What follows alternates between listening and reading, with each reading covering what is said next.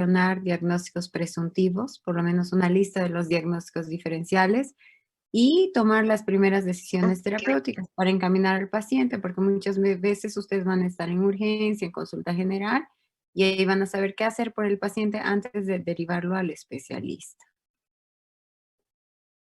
Para hacer un poquito un recuerdo anatómico, ¿ya? Aquí vean cómo es variada, cómo tiene tantos componentes diferentes el párpado, ¿ya? El párpado superior como el párpado inferior. Vamos a ir repasando uno por uno. Entre las características de la piel, es el único lugar del cuerpo donde solamente está la piel sin tejido celular subcutáneo por debajo de ella. Entonces, la parte más delgada del organismo es esta pielcita del párpado. Después está el músculo orbicular, que tiene la función que se caracteriza por ser un músculo protractor, ¿ya? Entonces, se divide en tres porciones. El músculo orbicular orbitario, este de acá. El músculo orbicular preceptal, este es el septum, por eso es que este se llama preceptal, porque está delante del septum, que es este de acá. Y el músculo pretarsal, que está por delante del tarso, ¿ya? Es importante que sepan las referencias anatómicas para no confundirse el nombre. Entonces, el orbitario, este círculo externo, el preceptal por delante del septum, más por acá, y aquí abajo también, y el pretarsal que está por delante del tarso. El tarso es un cartílago, es un tejido fibroso que está dentro del párpado, en el medio del párpado.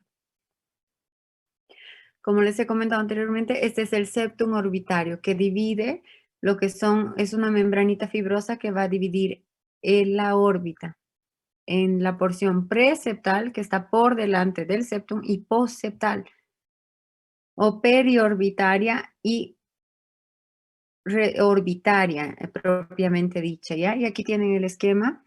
Vean cómo divide todo lo que está por delante del septum, lo que cuando hay una infección, una celulitis, ahí la vamos a denominar según su localización y según el compromiso. Si es una celulitis preseptal, sabemos que no está invadiendo la cavidad orbitaria, está solamente por delante. Si es una celulitis orbitaria, el compromiso ya va a ser en la parte de adentro, en la parte de todo lo que envuelve los componentes de la cavidad orbitaria. Está también la capita de grasa aponeurótica que podemos ver aquí en esta coloración amarilla, ya que se encuentra detrás del septum, miren, por encima, ¿ya? Y aquí vamos a ver 5 panículos adiposos, 2 superiores y 3 inferiores. Y esto es cuando el tejido, cuando la pielcita va teniendo más laxitud por la edad. Estas bolsitas son las que se forman aquí, ¿no ve? Como bolsitas de grasita, es porque hay desinserción de los ligamentos, ¿ya?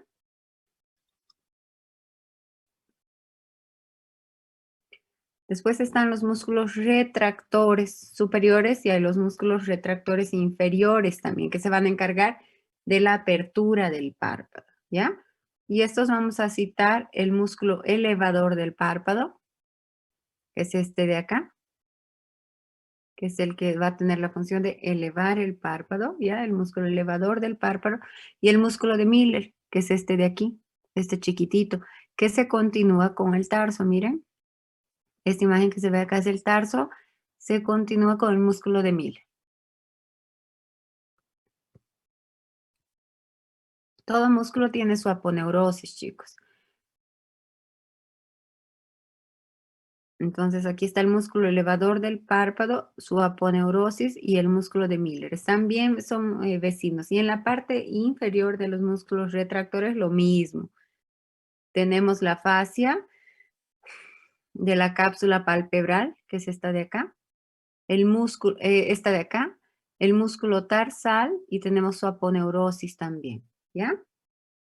Y como les he comentado anteriormente, este es el tarso. El tarso es una glándula, es una capa membranosa, ¿ya? Fibrosa, bien durita. Cuando ustedes hacen la eversión del párpado, van a ver cómo se dobla como si fuera un cartílago. No es un cartílago, pero tiene esa, al invertirse el párpado se ve así como si fuera algo durito que está volcado. Ahí van a ver su delimitación entre el tarso y el músculo de Miller, que es con lo que se continúa. En el centro del tarso, el tarso está ocupado por las glándulas de meibomio, que son las encargadas de producir la grasa. ¿Ya? Y aquí podemos ver todo el tarso, ¿no? ¿Alguna duda de la parte anatómica? Doctora, ¿cuál es el nombre de la glándula del tarso? Meibomio. Ya. Me olvidaba. Y también otro de los tejidos es la conjuntiva, que ya saben que la conjuntiva se divide en conjuntiva vulvar y conjuntiva tarsal. Y tenemos el fondo de saco, que es como un repliegue que permite al globo moverse, el fondo de saco superior y el fondo de saco inferior, chicos, ¿ya?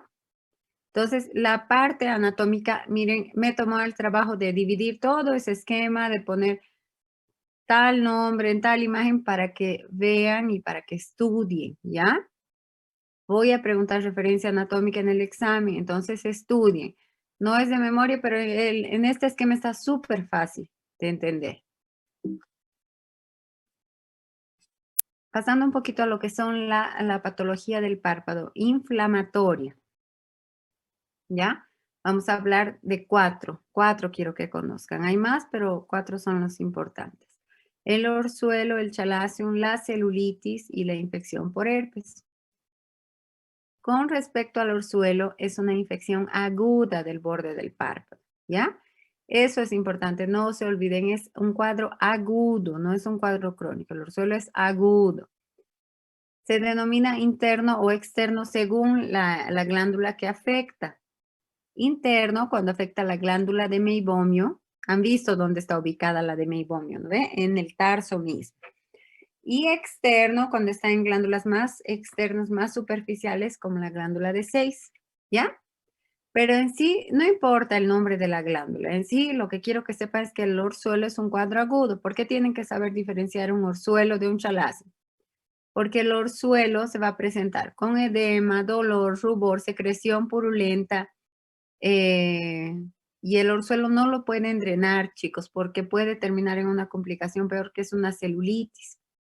Entonces, al orzuelo, cuando tenga un paciente con orzuelo, lo que le van a indicar es poner paños tibios, nada más, ni gota, ni pomada. Ya cuando está en etapa de drenaje, como es esta imagen de aquí abajo, ahí sí, más paños tibios no van a apretar. Sí, el paciente puede aplicar un ungüento con corticoide y antibiótico, porque por contacto ahí puede causar una infección, ¿ya? Pero el tratamiento del orzuelo en sí es calor local para que la respuesta inflamatoria que está rodeando esa colección de pus haga que se elimine. Una vez que el absceso está drenado, el absceso se cura, ¿ya? Entonces no necesitamos pincharlo, ni apretarlo, ni tomar antibióticos, ni antiinflamatorios, nada. El tratamiento es con fomentos locales, ¿ya? Generalmente es causado por cocos gram positivos, generalmente es el estafilococos, que es un germen común de la piel, ¿no? El tratamiento, como les he comentado, con presas tibias, cuando ya está en etapa de drenaje, el ungüento oftalmológico local puede ser combinado con corticoide y este se resuelve espontáneamente. Pero cuando la persona lo manipula, cuando quieren drenar, generalmente se puede complicarse una celulitis preseptal. Y han visto que la celulitis preseptal ocurre por delante en los tejidos que están por delante del septo. ¿Ya? Pasando a lo que es el chalazion es un proceso crónico. A diferencia del orzuelo que es agudo, el chalazion es crónico, es un nódulo inflamatorio. ¿Qué quiere decir eso? Que va a tener una capa quística. Este está asociado, el orzuelo generalmente está asociado al trauma directo de las glándulas de Meibol, que se colectan de pus y se forma ahí una colección, ¿ya? El chalacio generalmente está asociado a patología crónica del párpado, ya sea blefaritis o una persona con tendencia a la rosácea, que también va a tener alteraciones en la línea media del párpado, va a tener una blefaritis posterior. Aquí, como pueden ver en la imagen, se ven caspitas en sus pestañas, ¿no? Y aquí se ve el nódulo inflamatorio. El cuadro clínico va a presentar aumento de volumen, puede presentar rubor o no. Generalmente no hay dolor porque es un proceso crónico y no va a haber secreción. Aunque le pongan pañitos tibios, no va a drenar eso. Eso es para drenaje quirúrgico generalmente. Entonces aquí pueden ver un, una- un instrumento que usamos para delimitar el área del orzuelo y hacer un cortecito, hacer el curetaje y marsupializar la bolsita, ¿no? Del quiste.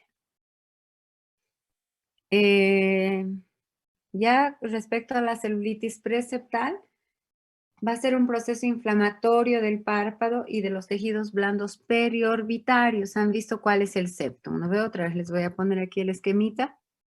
Este es el septum. Todo lo que sea inflamación en el tejido por delante del septum, ya sea en la grasa, ya sea en el músculo elevador, por delante del tarso y del músculo de Miller, es preseptal.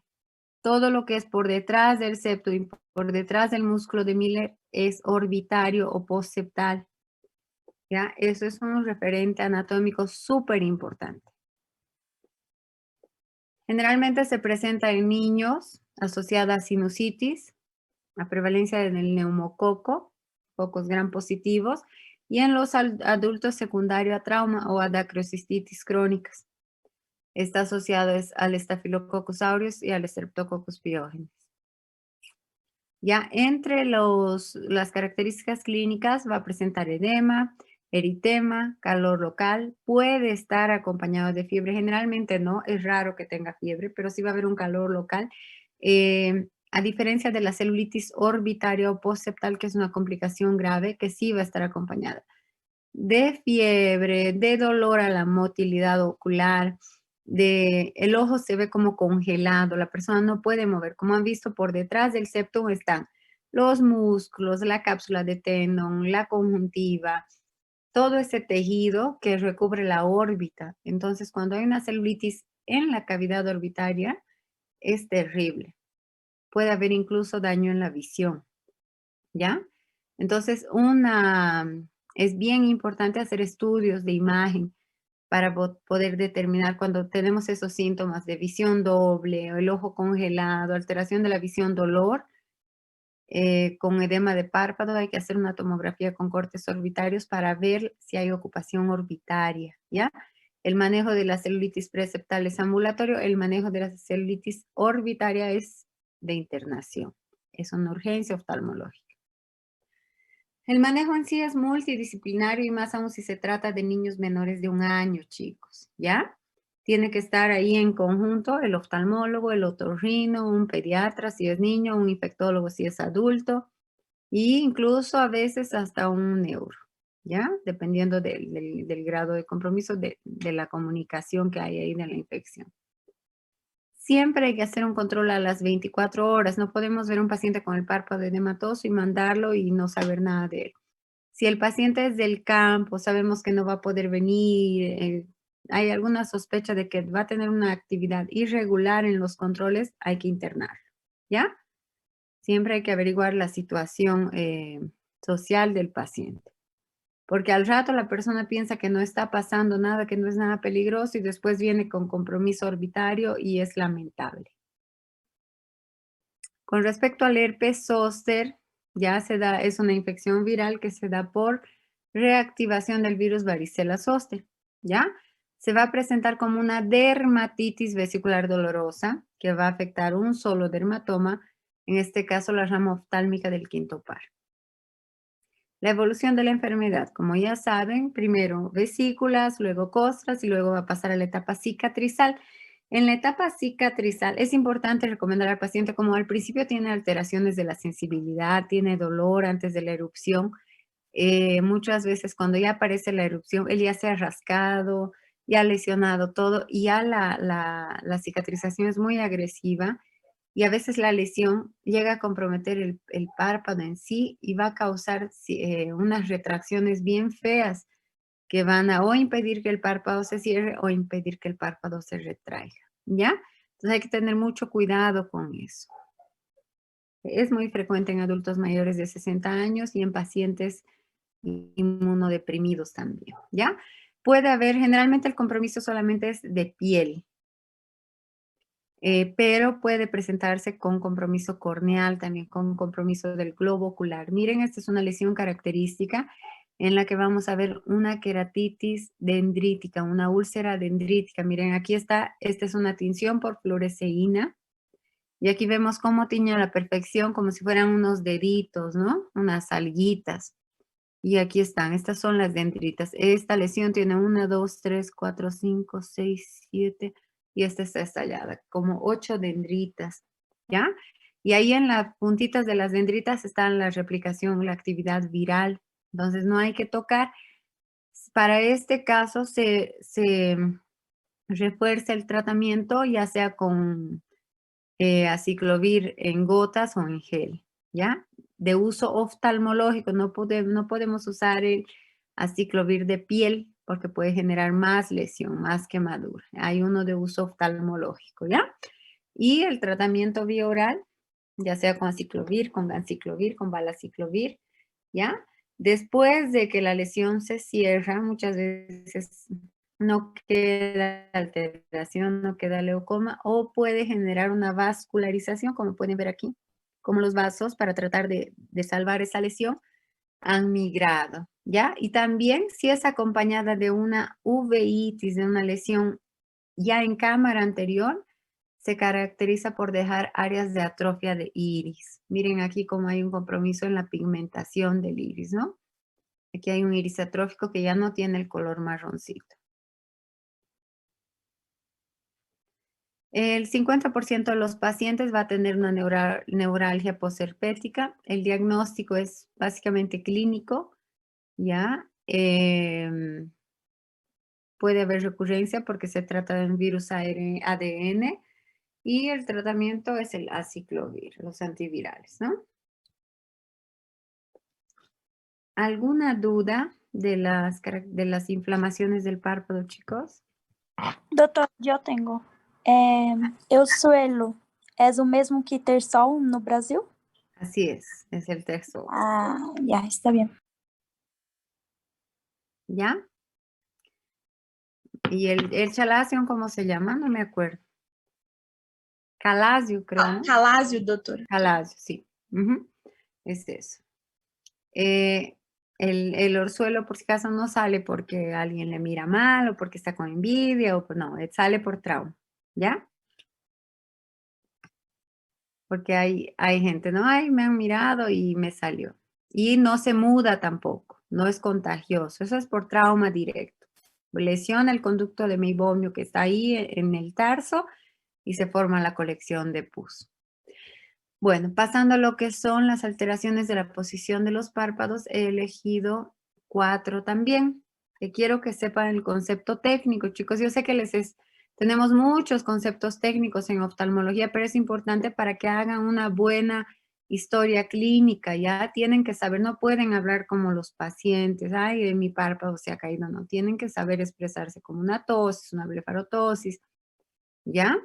Entonces, la blefaroptosis, la dermatocalasis, el ectropion y el entropion. Con respecto a la blefaroptosis, va a ser la posición anormal del párpado, va a ser una posición del párpado más baja, en la que puede estar o no limitando el eje visual. Por ejemplo, acá hay una limitación del eje visual, miren, y aquí hay una limitación total. En esta no hay una limitación del eje visual, pero sí hay una molestia, pero no llega a limitar totalmente el eje visual. Entonces, la blefaroptosis puede ser congénita o adquirida, puede ser unilateral o bilateral asimétrica, ¿ya? Va a causar molestias en el campo visual porque el párpado caído nos va a limitar la visión dependiendo del grado de compromiso del eje visual y también tiene un componente importante psicológico, emocional, que es el componente estético. Entre las causas vamos a tener la causa traumática, mecánica, miogénica, poneurótica y neurogénica. La causa miogénica es más frecuente en niños, ¿ya? Y se da por disgenesia del músculo elevador del párpado. ¿Por qué la he puesto en rojo, chicos? Porque es una urgencia, o sea, es una emergencia.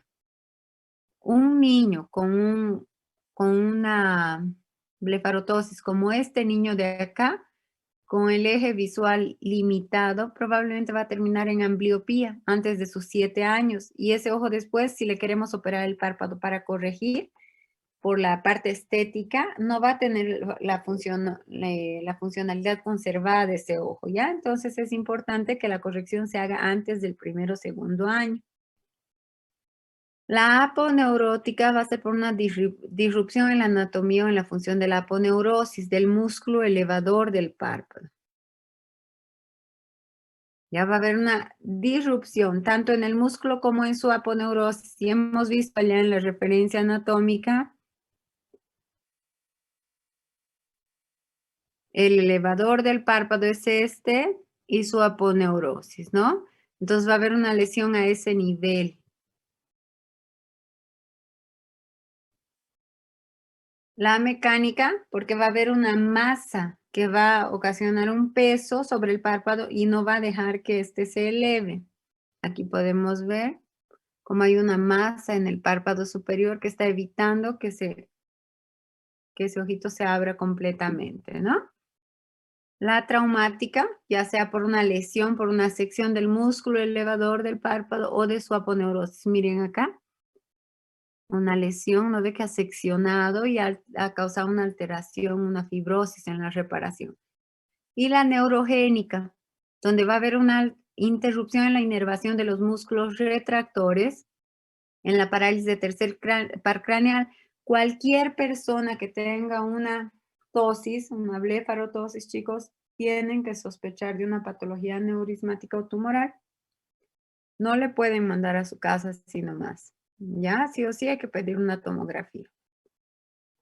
Y hacer evaluación de todo lo demás, todo lo neurológico. Muchas veces llega el paciente con su tosis, ay, interconsulta con oftalmología, pero ni siquiera tienen la delicadeza de mandar un ataque de cráneo. La dermatocalasis, que va a ser ese tejido, esa pielcita excedente, como pueden ver aquí en la imagen, hay un tejido excedente, ¿no? Sobre el párpado.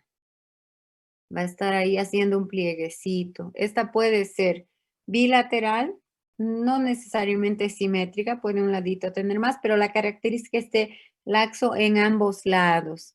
El paciente va a referir pesadez, dificultad de abrir el ojo, disminución del campo visual por la obstrucción mecánica y también le va a generar un malestar estético, ¿no? El tratamiento en sí definitivo es quirúrgico, una blefaroplastia. Hay oftalmólogos que hacen oculoplástica o los cirujanos plásticos. Con respecto al entropión, el entropión, como el nombre dice, entropión es hacia adentro. El borde del párpado inferior, el borde libre está volcado hacia adentro, ya sea congénito, espástico, cicatrizal o involutivo, ¿ya? El congénito va a ser por una disgenesia de los músculos del párpado inferior. Ya hemos visto en ese esquema anterior cuáles son los músculos inferiores, ¿no ven? Estos de acá. El de Miller y la fascia de la cápsula y su aponeurosis. Entonces, en la disgenesia vamos a tener compromiso en esas estructuras. Del borde libre del párpado inferior, chicos. El entropión es del párpado inferior, no es del superior, ¿ya? El espástico, que va a haber como una reacción irritativa de los tejidos, ya sea secuela de una cirugía, que va a generar una contracción. Entonces, ese borde libre se va a volcar hacia adentro, ¿ya? La cicatrizal, miren aquí como hay una retracción. Aquí vemos que está como retraído, se ha replegado la conjuntiva tarsal y ha hecho que el bordecito libre del párpado, que era así, se vuelque hacia adentro. Entonces, en todos estos casitos, Las pestañas, miren, están rozando la córnea y están causando queratitis, ¿ya? Y en este lado involutivo también va a ser por laxitud de los ligamentos, por prolapso de los panículos adiposos que hemos visto que son 3, y eso por peso hace que el borde libre del párpado se gire hacia adentro. Entonces, ¿qué sintomatología vamos a tener en el entropion? Para que se acuerden facilito, eso es mecánico, chicos, es por roce. Como el borde libre del párpado está girado hacia adentro, este va a tener, un ratito. Este va a tener un roce continuo entre el borde del párpado y las pestañas y la córnea. Ya entonces va a ocasionar una conjuntivitis mecánica. Va a haber una constante presencia de erosión o úlcera corneal. Pueden haber abscesos corneales, incluso llegar a perforación corneal. Así que mucho cuidado. Una persona que tenga ectropion, momentáneamente, si ustedes están, si les toca hacer su internado en el campo o están lejos, donde no hay condiciones de hacerle una cirugía plástica, una blefaroplastia o inyectarle un botox, ¿ya? Para lograr la relajación de ese músculo que está retrayendo. Vamos a usar humectación, lágrimas artificiales. Podemos usar un lente de contacto terapéutico que muchas veces no funciona porque por el trauma mecánico del borde del párpado y las pestañas, ese lente de contacto es expulsado con facilidad. O podemos usar hasta lograr enviarle al paciente para evitar que se dañe más la córnea, una telita adhesiva que estire y que retraiga un poquito hacia afuera el párpado mientras ganamos tiempo de enviarlo al especialista, ¿ya? El ectropion es lo contrario de entropion. El ectropion es la inversión hacia afuera del borde libre, chicos. Miren acá en la imagen vamos a tener un lago oftalmos, que es el párpado que no se cierra completamente, siempre queda con una partecita expuesta, y ese lagoftalmos va a ocasionar queratitis, va a ocasionar irritación en la conjuntiva, incluso puede llegar a perforación de la córnea, ¿ya?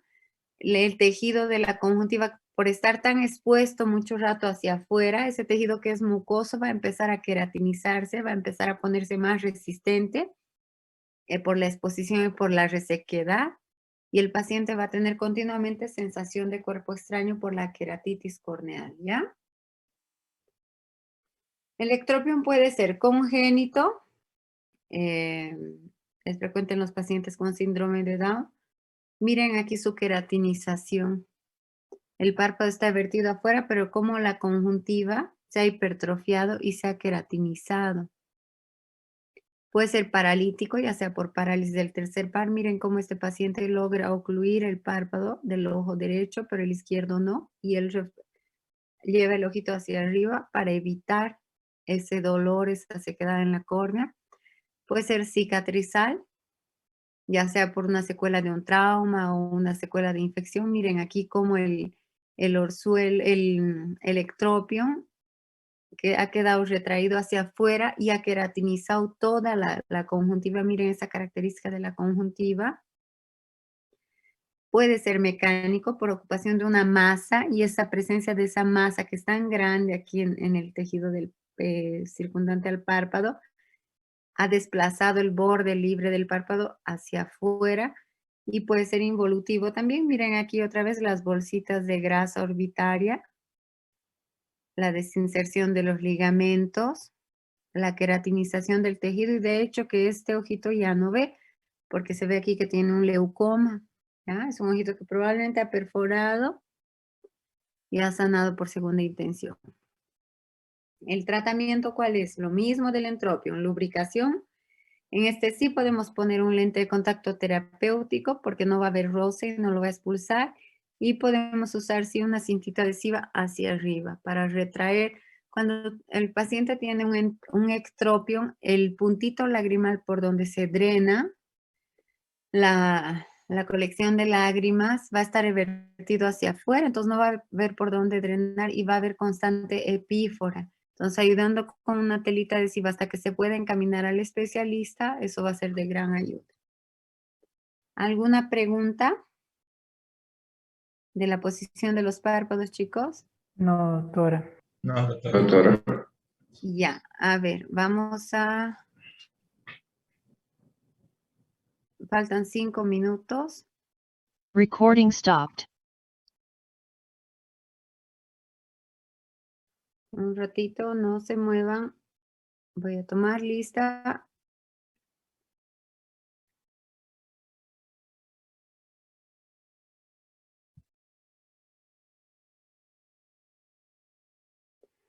Vamos a salir todos y volvemos a entrar, chicos, porque faltan 5 minutos, ¿ya? Está bien, doctora.